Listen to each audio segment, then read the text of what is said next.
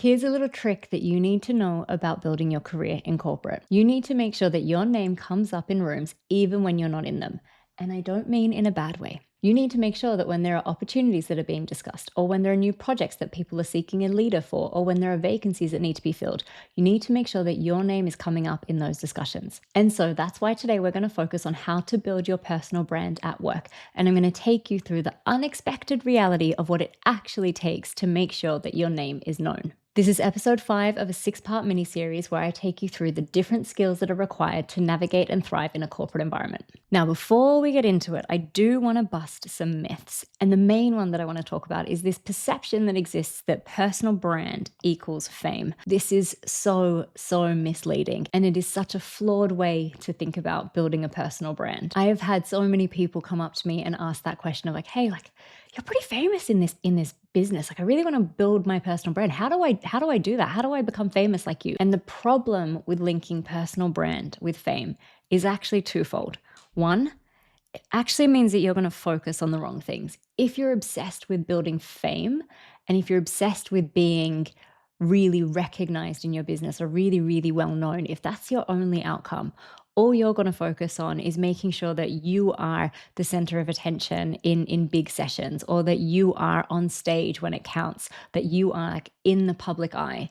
And that's not the end goal. And it's actually a pretty vain way to look at it. Also, the other side of this is actually like, that's a really horrible experience for introverts.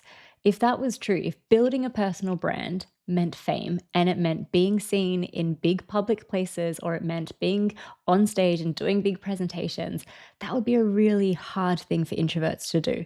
So luckily, that's not actually how you build your personal brand. And I'm going to take you through 4 much simpler ways where you can build a brand at work that ensures your name is mentioned in rooms that you're not in. Now, of course, the customary ask, if you are in any way getting value from this channel or from these videos, I please ask that you give me value back and just like this video and subscribe to this channel, because it does really help. So step number 1, this might be unexpected, but it is so important and so required when you're thinking about building your brand. But really, you just got to nail your job. When you do your job well, it has ripple effects. It becomes known. People recognize it. People see it. So above everything else, above all the extra activities, above all the extracurricular stuff, make sure you are nailing your job. And the way that you do that is you get really clear and align on your priorities with your boss. You understand their expectations on what good looks like, and you actually get them to define those for you. And then you deliver to those expectations, and you deliver on time. It sounds really simple, but a lot of people lose sight of this. A lot of people lose focus of this when they're focusing on building a personal brand, but actually it is the most important ingredient. And not only do I say this as a senior leader myself, this is also advice that I have received from CEOs of the past. So then people will ask the question, well, like, how do I determine my priorities? And again, it might sound really simple and it might sound really obvious, but for some people, it's actually not that clear. Now, there's 2 different ways. Firstly, at the start of every year, you should have your goals and objectives defined. You should be focusing on that and working with your boss on that. Every business usually has some kind of process around this. But at the start of every year, you're writing down your focus areas, and those focus areas give you a roadmap for what is required of you to be successful in your job. They tell you what are the things that you are responsible for delivering that is in line with, therefore, your team strategy, your department strategy, and the business strategy. It gives you the roadmap for what it means to be successful in your role. The other way that you do this is you use your one-on-ones, and you have a conversation with your boss that goes like this. I want to align on my priorities for this quarter. In my mind, they are A, B, and C. Does this match with your expectation?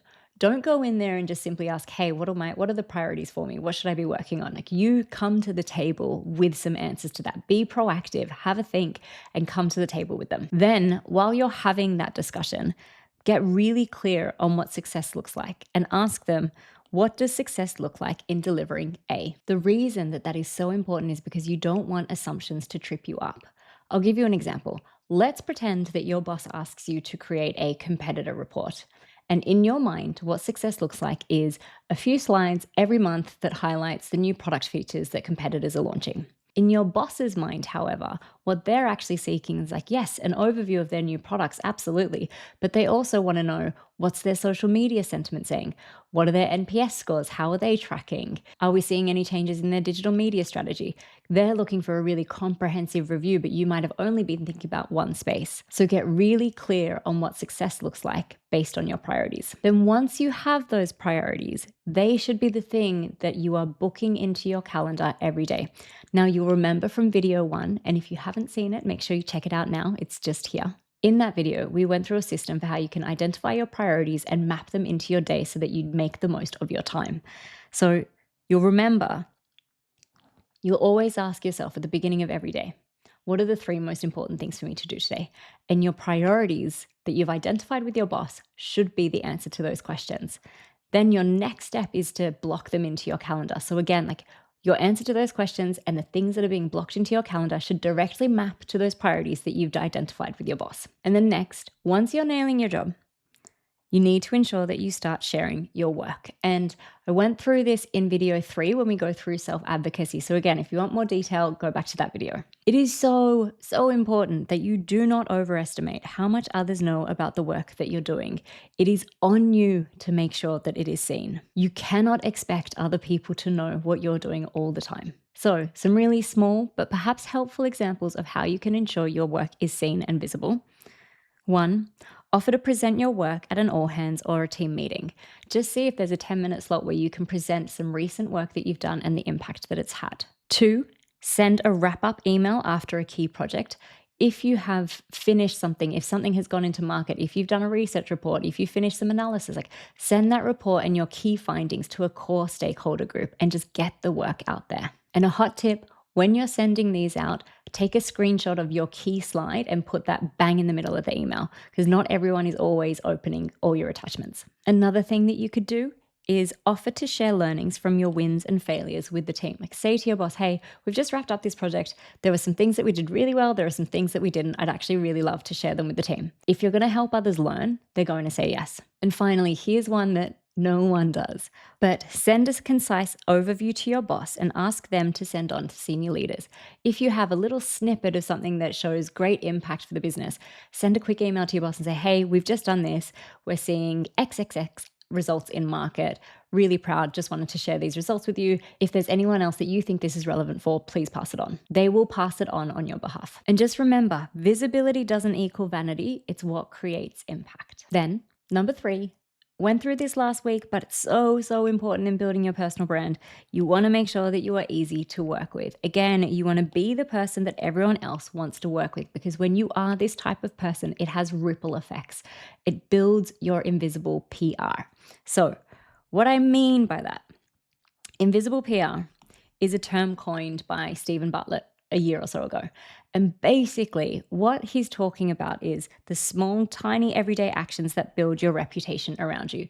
Basically, it's how you are acting, how you are showing up in every micro moment that has a ripple effect in terms of how others perceive you. And it is your invisible PR. It's not necessarily you showcasing your work on stage. It's not necessarily you sending out big reports or big emails. It's actually how you are acting in everyday interactions. That builds your invisible PR. So you really want to make sure that you're just one of those people who is just a complete joy to work with. Just think about it as it is the reputation that you build through how you behave when no one is watching. That leaves a mark. And I can tell you as a senior leader, it is noticed. So what do I mean by this? Some actual examples. Here is a list that helps you determine the difference between positive PR and maybe negative PR. Actions that help build positive invisible PR are things like turning up prepared to meetings and sending a follow-up note. Following through on what you said you would do. You have no idea how many people you have to chase for things. If you follow through and you're reliable, it builds your invisible PR tenfold. Be calm and constructive under pressure. Speak positively about your colleagues and compliment them to their face. Do the boring things and do them well. Make your boss's life easier without needing additional credit, just accepting it as part of the job. And handle mistakes with ownership. Don't blame, don't deter. Just accept it as your own and take a learning from it and move on. Versus people constantly late to meetings or never taking notes and never taking actions.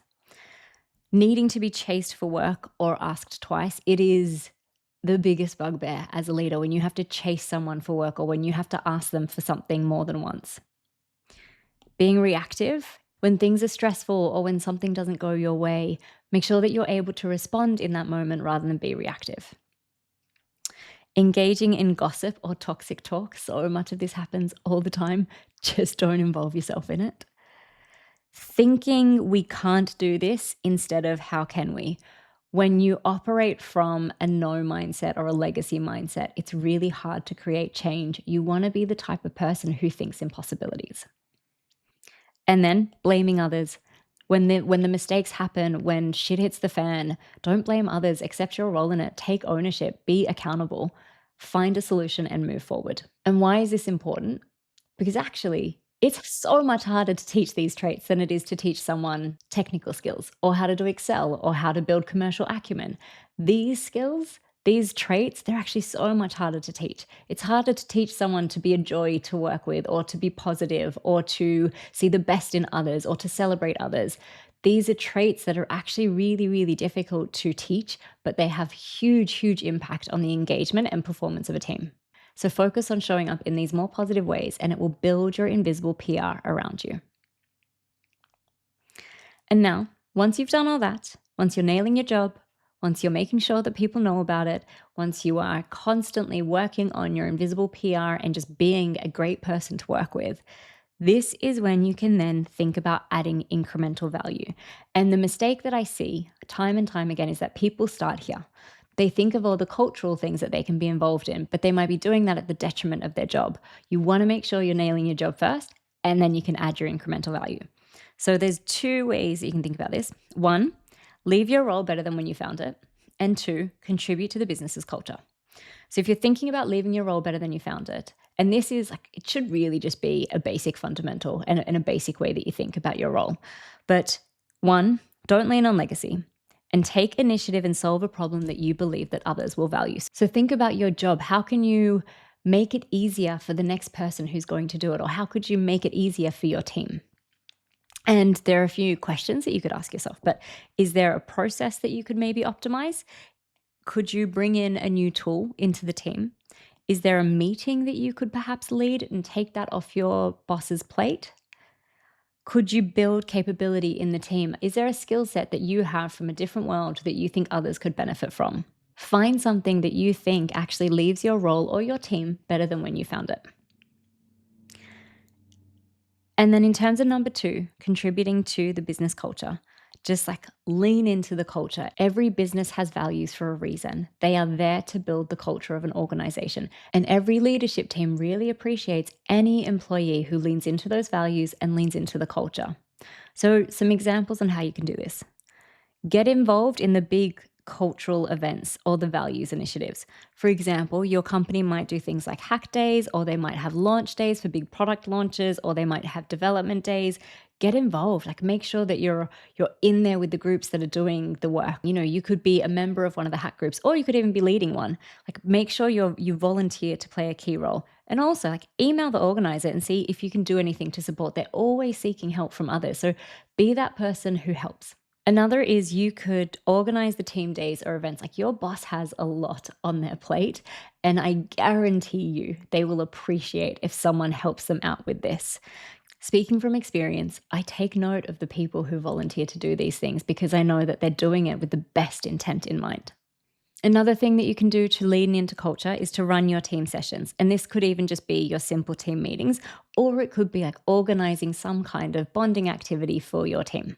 But just a note and a warning, and I've said this already, but this cannot take precedence over step one. You have to be nailing your job first and then add the value later. So to summarize, there's 4 steps, and they're actually not about building fame. But step one, nail your job. Make sure that you know those priorities and you're clear on what success looks like. Share your work, make it visible. Be easy to work with, build that invisible PR around you, and add incremental value. Once you've done all that, work out how you can make your role better than when you found it or add to the company culture. That's it for episode 5. If you found this helpful, Then find me on LinkedIn. And if you would like to be a part of my Career Accelerator program, send me a DM and just say Sage. That's the name of my Career Accelerator, where I help other women build successful careers without burning out.